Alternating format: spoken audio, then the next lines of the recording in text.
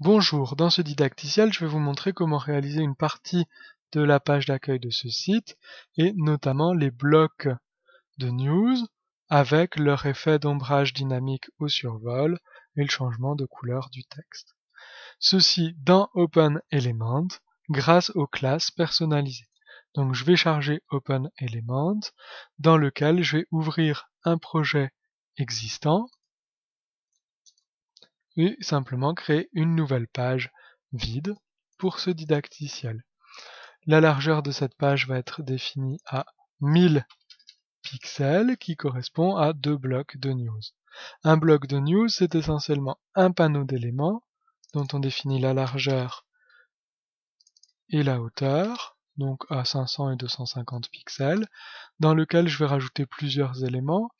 Un premier élément image, et vous voyez que j'utilise un cadre image plutôt qu'un élément image, ce qui est plus compatible avec du code.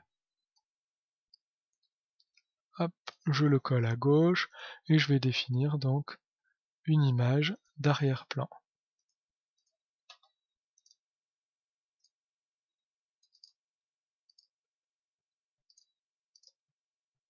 Ok, je vais rajouter deux éléments complémentaires, donc un premier élément titre,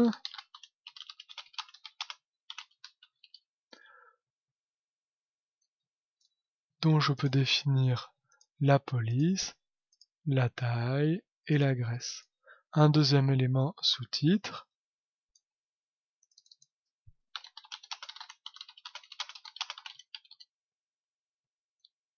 voilà, dont je vais pouvoir définir la police, la taille. Je pourrais rajouter une petite ligne horizontale qui va séparer le titre du sous-titre.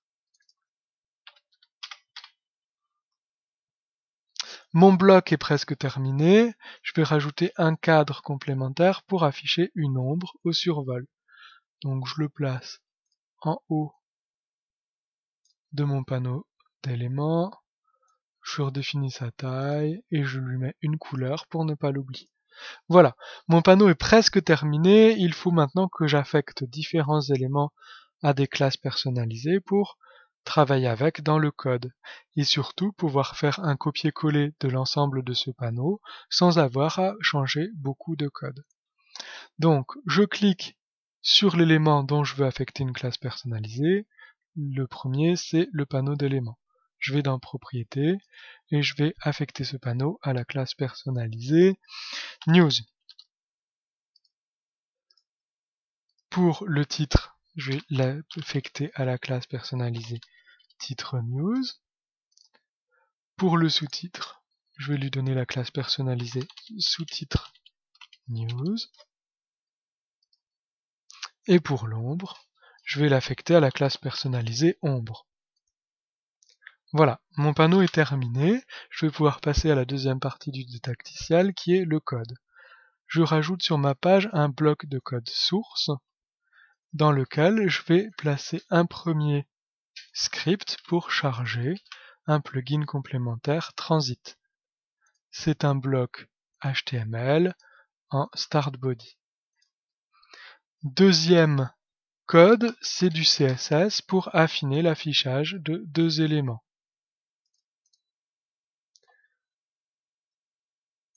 Voilà le code que je vais y rajouter. Le premier définit l'opacité de tous les blocs ombre. Le deuxième définit un curseur sous forme de pointeur, c'est-à-dire une main indiquant un lien au lecteur, à tous les blocs news. Enfin, dernier bloc de code JavaScript.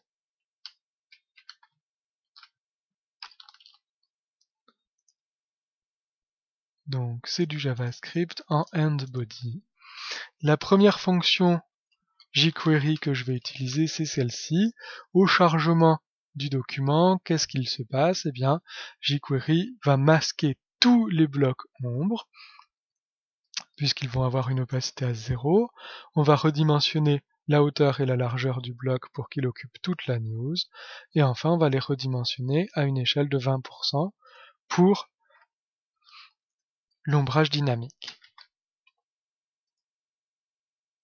La deuxième partie de ce code va être la fonction qui va définir ce qu'il se passe au survol d'un bloc news. C'est la fonction over. La première partie de cette fonction définit ce qu'il se passe lorsque le curseur de la souris entre dans le bloc news. Donc, qu'est-ce qu'il se passe? Eh bien, on va afficher l'ombre avec un effet de transition et modifier sa transparence. On va modifier la couleur des titres news en blanc et la couleur des sous-titres news en gris clair. La deuxième partie de la fonction ici définit ce qu'il se passe lorsque le curseur de la souris quitte le bloc news. Donc on va remasquer l'ombre avec un effet de transition et on va rechanger la couleur du titre de la news et la couleur du sous-titre de la news. Voilà. En ce qui concerne l'effet, c'est terminé.